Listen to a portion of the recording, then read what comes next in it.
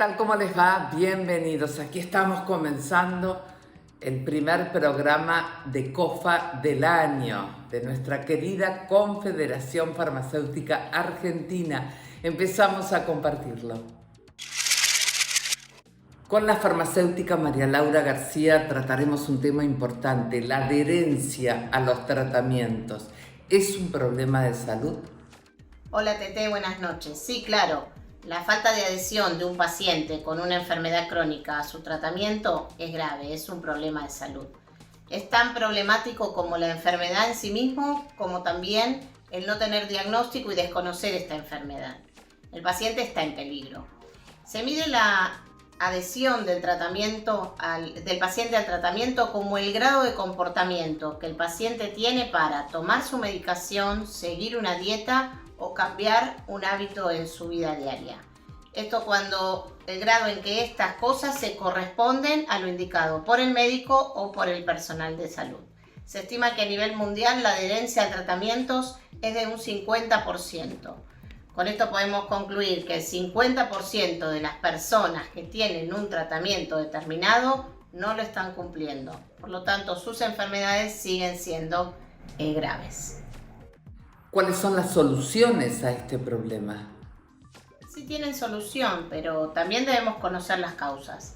La no adherencia imprevisible es aquella donde el paciente entiende, desea cumplir con el tratamiento, pero hay olvidos o cosas en su rutina diaria que no se lo permiten. Después está la no adherencia involuntaria. El paciente no entendió ni la forma del tratamiento ni la necesidad de que éste sea realizado. Y después está la no adherencia inteligente. El paciente entiende, sabe la necesidad del tratamiento, pero no lo comienza, o lo suspende o lo cambia, creyendo que él mismo puede manejar su enfermedad. También hay personas que dejan de tomar la medicación por los efectos adversos que estos causan. También porque no pueden adaptarse a un régimen o porque no pueden, por horarios o por cuestiones económicas, poder tener todo a su disponibilidad las cosas que necesitan.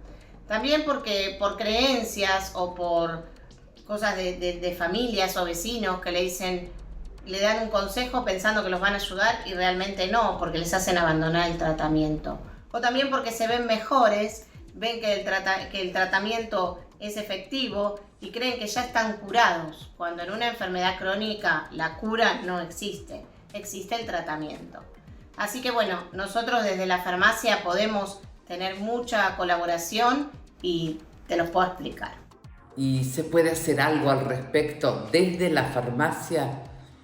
Desde la farmacia siempre estamos para ayudar al paciente y somos, recordemos, el centro de salud más accesible y más cercano que el paciente tiene. Si bien en la consulta el médico le puede detallar algunas cosas, el farmacéutico será el encargado de reforzar esa indicación, de dar luz, aclarar cuando el paciente tiene dudas sobre una receta. Por ejemplo, existe como herramienta los pastilleros semanales, donde el farmacéutico le puede indicar y hasta en algunos casos armar el pastillero si el paciente tiene problemas de comprensión o si el paciente no tiene un familiar cercano que se lo ayude a hacer. También le podemos dar alguna planilla donde le podemos gráficamente indicar las dosis, indicar el horario de tomarlo, si es antes, durante o después de las comidas. Todas estas cosas gráficas hacen que el paciente pueda tomar conciencia y pueda entenderlo y al entenderlo cumplirlo.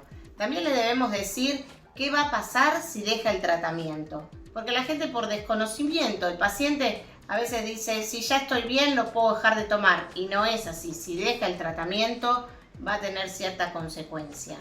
Y también debemos explicarle cuál es la acción del medicamento.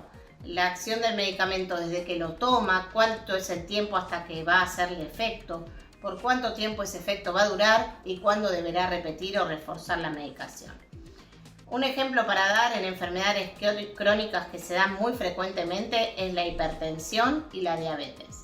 En hipertensión el paciente está adherido a un esquema que el médico le dio y que quizás hasta los 30 días no va a poder controlar el efecto de esta medicación. Entonces el paciente toma religiosamente sus pastillitas todos los días, pero llega a un momento que la presión está regular está estable. ¿Qué piensa el paciente? Si ya está estable, ya está bien, debo abandonar el tratamiento. Si no tiene alguien con quien comentarlo, como estamos nosotros en la farmacia, lo abandona y vuelve a tener la hipertensión con los síntomas y la presión le da alta. Entonces, hasta que no vea al médico nuevamente, no se entera de esta situación. Ese es un caso preciso donde el farmacéutico debe explicarle al paciente que si deja la presión está controlada porque está tomando la medicación correctamente. Si la deja de tomar, esto va a dejar de pasar. El paciente diabético lo mismo. Cuando está tomando su hipoglucemiante o algún dieta de comidas, ve que mejora, que su perfil de glucosa en sangre está perfecto y ahí abandona y por supuesto se ve tentado por el consumo de cosas que le levantan la glucosa. Entonces, de esta manera nosotros tenemos que estar colaborando para que esta adhesión al tratamiento en un futuro deje de ser del 50% y baje a ser un número menor, para que la gente no tenga problemas de adhesión a los tratamientos. Gracias, María Laura, muchas gracias. Si te duele, que sea de risa. Para todas las demás molestias, existe Sertal. El antiespasmódico que alivia malestares estomacales, dolores menstruales, digestivos y espasmos intestinales. Sertal. Qué felicidad sentirse bien. Llega la farmacéutica Silvia Ciano y estamos ya con el verano y siempre la pregunta es, ¿debemos tomar sol? Es verdad, es una pregunta que nos hacemos todos. ¿Tenemos que tomar sol? ¿Cuánto tiempo tenemos que tomar sol? Hay dos cosas a tener en cuenta. Hay efectos beneficiosos que conocemos, como es la síntesis de vitamina D o la liberación de endorfinas que nos da el poder estar al aire libre. Pero también hay efectos negativos, que son aquellos que se pueden prevenir. Por eso es importante conocerlos. Si pensamos en los efectos beneficiosos y hablamos de lo que es la vitamina D, tampoco es necesario estar tanto tiempo al sol. Con unos 10 o 15 minutos, 2 o 3 veces por semana, sin ponernos protector en los brazos, en las piernas y sí poniéndonos protector en la cara, las orejas o el cuero cabelludo, es suficiente. Y esto tampoco implica que nos tengamos que sentar a tomar sol. Haciendo las actividades diarias, en el jardín, haciendo las compras, dando un paseo por la plaza, ya es suficiente para la dosis de vitamina D que necesitamos. Los aspectos perjudiciales, al contrario, son muchos más importantes, porque generan fotoenvejecimiento, fototoxicidad, puede provocarnos manchas, hiperpigmentación y también, con el tiempo, cáncer de piel. Por eso es muy importante tener en cuenta que en el caso de la protección solar, como en todos los aspectos relacionados con la salud, lo que prima es el sentido común. Hay que tener en cuenta qué es lo que nos hace bien. ¿Tomamos sol? Perfecto, sí, pero con moderación y siempre teniendo en cuenta las medidas de prevención. ¿Y cómo se relaciona la radiación ultravioleta con el fotoenvejecimiento? El envejecimiento de la piel es un proceso natural e inevitable, que depende de factores intrínsecos que no podemos modificar como la genética o la carga hormonal, pero también factores extrínsecos entre los que impactan nuestro estilo de vida, nuestra calidad de vida, como lo que comemos, las horas de sueño y por supuesto la exposición solar. El envejecimiento prematuro de la piel, ocasionado por la radiación ultravioleta, se conoce como fotoenvejecimiento. La radiación ultravioleta es importante tener en cuenta que está formada por 3 tipos de rayos. Los rayos ultravioleta C, que no atraviesan la capa de ozono, por lo tanto no llegan a la Tierra, los ultravioletas A y los ultravioletas B, que se conocen como UVA y UVB. Los rayos ultravioletas A son peligrosos porque penetran en la piel hasta la capa que se denomina dermis, provocando un impacto indirecto en el ADN y generando un aumento de la melanina que ya está sintetizada. Eso es lo que nos ocasiona manchas y el envejecimiento prematuro. Acá hay algo para considerar que por ahí a veces no se tiene en cuenta, que es que los rayos ultravioletas A son capaces de atravesar las nubes. Por eso un día nublado vamos a ver que igual nos ponemos colorados y decimos, ¿cómo? ¿Pero estaba nublado? Sí, porque los rayos ultravioletas A atraviesan las nubes. Los rayos ultravioletas B no penetran tan profundo, se quedan en la epidermis, pero dañan directamente el ADN. Y este daño genera a su vez un aumento de la melanina, con lo cual es lo que nos da el color bronceado.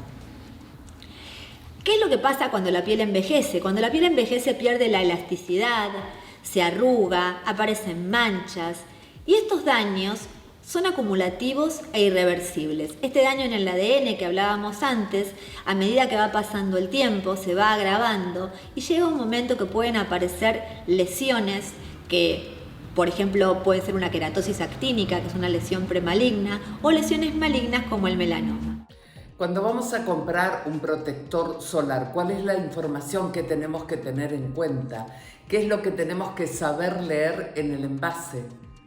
Cuando vamos a comprar un protector solar, lo primero que nos tenemos que fijar es el factor de protección.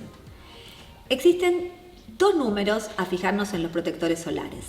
Uno es el que se llama FPS, eso significa factor de protección solar, e indica la protección a los rayos ultravioletas B. Cuando nosotros vemos que dice 15, 30, ¿esto qué significa? Significa un número que relaciona la cantidad de tiempo que tardamos en ponernos colorados si no nos ponemos protector con el tiempo que tardamos cuando nos ponemos protector. Una protección menor de 15 se considera protección baja, una protección entre 15 y 30 es media, de 30 a 50 es alta y mayor de 50 sería muy alta. Pero además de tener en cuenta este factor de protección ultravioleta B, hay que tener en cuenta el factor ultravioleta A. No todos los protectores lo tienen, en general dice protección UVA y no tiene el número que indica qué cantidad de protección UVA tiene, pero sí tenemos que fijarnos en esto, que tenga las dos protecciones, la UVB y la UVA. A estos protectores se los denomina de amplio espectro. Es muy importante también considerar que un protector solar puede tener otras condiciones, además de ser buen protector. Es decir, que podemos ver que el protector sea en forma de gel, emulsión, crema. Eso depende del tipo de piel. Y otra cosa que puede ser, por ejemplo, que nos fijemos cuando vamos a comprar un protector solar, es que sea resistente al agua, ¿sí? En el caso de que nosotros, por ejemplo, vamos a hacer una actividad, un deporte, o los niños que se meten al agua, en el mar, en la pileta, es importante fijarse que sea resistente al agua, pero algo a tener en cuenta es que el protector hay que reponerlo, aunque sea resistente al agua, cada 2 horas por lo menos. Esto es porque pierde su capacidad. Siempre que nos ponemos un protector solar, tenemos que prestar atención a la radiación ultravioleta B, la radiación ultravioleta A, si es o no resistente al agua, pero también, por ejemplo, tener en cuenta si tenemos piel sensible o si son niños, que el fotoprotector sea adecuado, por ejemplo, porque hay protectores que son para pieles sensibles. Si un niño es menor de 6 meses, no debe llevarse a la playa, a la pileta y exponerse al sol porque no hay protectores adecuados para niños tan chiquitos. Si es menor de 1 año, siempre considerar que el protector sea indicado para niños. Otra cosa que también quiero aclarar con respecto a los protectores es que no se recomienda utilizar protectores menores de 15. Además del protector, ¿cuáles son las otras medidas que tenemos que tomar para protegernos de la radiación solar? La clave para cuidarnos de la radiación solar es mantener una conducta adecuada, cambiar nuestros hábitos, nuestras conductas y, además de elegir una fotoprotección, tener en cuenta otros aspectos que tienen que ver con el cuidado. Por un lado, por ejemplo, es mantenernos a la sombra. ¿Qué significa esto? Que a pesar de que nos pongamos un protector, tratemos de no estar todo el tiempo al sol. Hay 2 tipos de sombra a tener en cuenta. La sombra que se denomina sombra móvil, que es aquella que tenemos cuando usamos anteojos, un gorro, un sombrero. Y la sombra que se denomina fija, que son las carpas, las sombrillas, la sombra de los árboles. Si usamos un buen fotoprotector de calidad recomendada, científicamente comprobado, lo colocamos de la manera adecuada y tenemos en cuenta estos aspectos, ya estaríamos protegidos. Pero también hay otra cosa a tener en cuenta, que es el horario de exposición al sol. El horario que no se recomienda exponerse al sol es entre las 11 y las 16 horas. Y acá hay algo para prestar atención. Generalmente cuando estamos de vacaciones, por ahí estamos distraídos, no nos damos cuenta del horario. Entonces, lo que tenemos que mirar es la sombra. Cuando la sombra es más corta, significa que estamos más cerca del mediodía y ahí el sol es más peligroso. En cambio, cuando la sombra es más larga, ahí podemos estar más tiempo al sol, pero siempre recordando de tener colocada nuestra protección. Otro tema por ahí para tener en cuenta y no olvidarnos es que existen medicamentos que son fototóxicos. ¿Esto qué significa? Que no podemos exponernos al sol si estamos tomando esos medicamentos, por ejemplo algunos antibióticos. Y que también hay enfermedades que son fotosensibilizantes, como por ejemplo el lupus. Entonces en ese caso tampoco deberíamos exponernos al sol. Muchísimas gracias, Silvia. Por la pandemia y los cuidados que tomamos, este año no recibimos en planta visitas. Por eso, decidimos desarrollar nuestro primer programa educativo virtual, las visitas virtuales a La Serenísima. Llega el farmacéutico Marcelo Pérez y preguntarte de una situación que es muy importante, porque bueno, estamos tomados por toda la información del coronavirus, del COVID, pero hay también algo importante que tenemos que tener en cuenta, que es el dengue. ¿Qué es el dengue y cómo la gente se contagia? Preguntabas qué es el dengue y cómo se transmite. Bien, el dengue es una enfermedad infecciosa, viral, que no se transmite de persona a persona, como el coronavirus, por ejemplo, sino que para poder mudar de una persona a la otra necesita de lo que los profesionales de la salud denominamos vector. Es decir, en este caso, un vector es un mosquito, es el mosquito Aedes aegypti, un mosquito que vive con nosotros, que convive porque es un mosquito doméstico, que transmite la enfermedad no per se, es decir, él en sí mismo, para poder transmitir la enfermedad, debe estar infectado con el virus del dengue. ¿Y cómo se infecta el mosquito con el virus del dengue?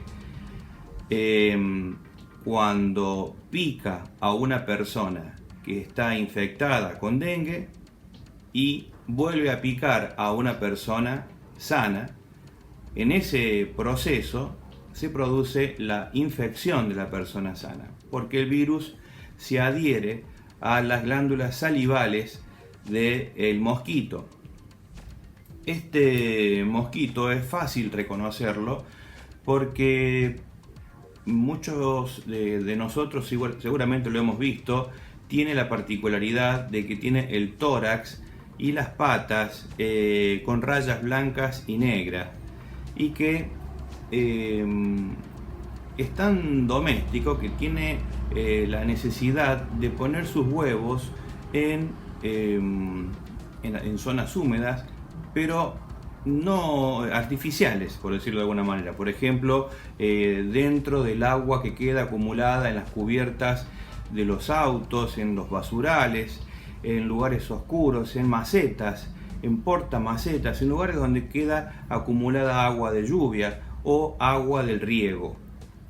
Es un mosquito que en 10 días ya ha pasado de huevo a mosquito adulto, se reproduce muy rápidamente y que para ello necesita humedad y temperatura. Es por eso que es propio de las zonas tropicales. Sin embargo, en nuestro país en los últimos años se están dando casos de dengue en ciudades como por ejemplo Córdoba, La Pampa. Es decir, ya hay cierto grado de resistencia por parte del mosquito al frío. Tengo entendido que el dengue tiene síntomas parecidos al coronavirus, ¿es así? Es muy buena tu pregunta, Tete, por cuanto hay síntomas del dengue que se comparten con el coronavirus y puede producirse alguna confusión. Es por eso que tenemos que tener bien claro cuáles son los síntomas. El síntoma en común que tiene el dengue con el coronavirus es la fiebre alta.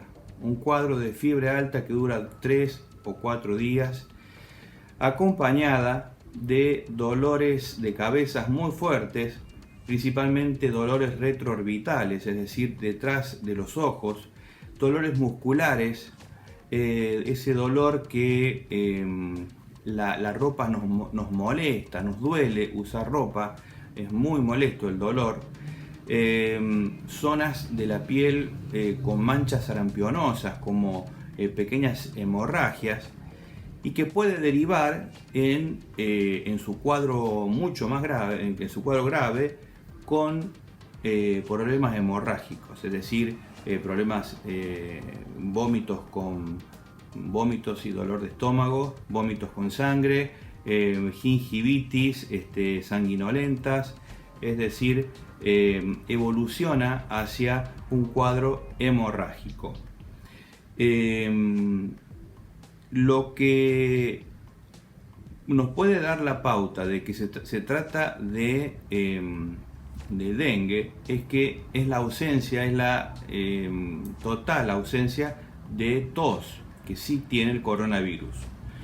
La tos es el síntoma que nos va a permitir diferenciar el dengue del coronavirus. Entonces no hay ausencia de tos, hay mucha fiebre, dolor muscular, dolor articular y pequeños cuadros hemorrágicos que se van complicando con el paso de la enfermedad hacia un estadio más grave. ¿Y existe algún tratamiento farmacológico para el dengue? Desafortunadamente, Tete, no hay un tratamiento específico para el dengue. El tratamiento que se utiliza es un tratamiento sintomático. Principalmente para bajar la fiebre utilizamos el paracetamol. No es aconsejable el uso de AINES, es decir, ibuprofeno o aspirinas y toda la familia de los AINES. El paciente que está ya en la emergencia es hidratado con solución fisiológica, con suero fisiológico. El paciente se deshidrata sin darse cuenta, por lo cual hay que controlar la hidratación del paciente. Puede tener vómitos y diarreas profusas, algunas sanguinolentas, y evolucionar a un cuadro de dengue hemorrágico que en la mayoría de los casos, en muchos casos, es mortal. Para hacer una prevención y un control, lo que hay que agudizar es el tratamiento del mosquito, es decir, eliminar el vector, evitar que el mosquito ponga huevos. Los huevos del mosquito duran de una temporada hacia la otra, es decir, ahora que estamos empezando en la temporada fría, los mosquitos adultos van a disminuir en cantidad, quizás no los veamos, vamos a dejar de verlos por un par de meses, pero los huevos que fueron depositados en los recipientes que contienen agua quedan latentes hasta la temporada siguiente, es decir, para el próximo verano, cuando la temperatura y la humedad sean propicios para la eclosión de los huevos. Es decir, es muy importante las campañas tanto de nación, provincia, de los ministerios de salud, de todos los estamentos gubernamentales para colaborar con los lugares donde se puede acumular agua, los basurales a cielo abierto, los microbasurales que a lo mejor tenemos cercanos a nuestros domicilios, las piletas de natación que quedan con agua y no son debidamente tapadas. Son lugares propicios para la multiplicación del mosquito. Gracias, Marcelo.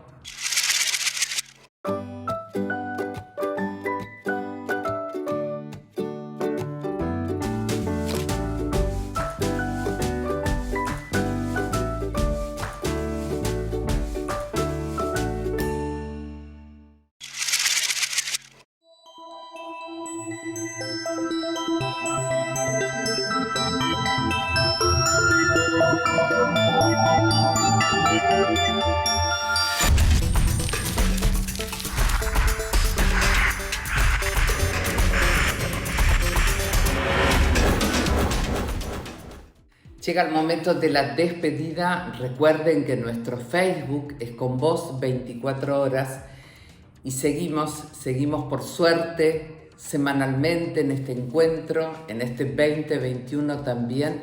Así que renuevo mi saludo y mi aliento, farmacéuticas y farmacéuticos de todo el país, tan importantes en toda la situación que estamos atravesando.